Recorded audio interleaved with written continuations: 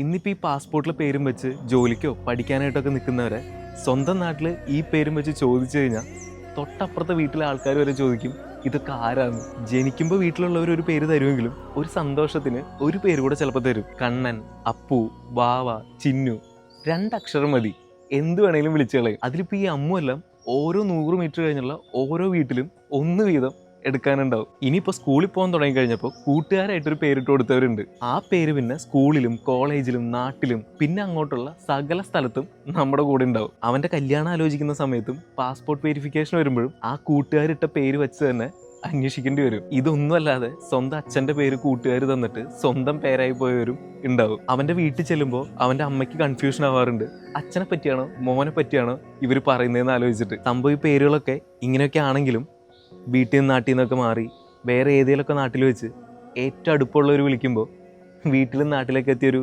സന്തോഷം വരും.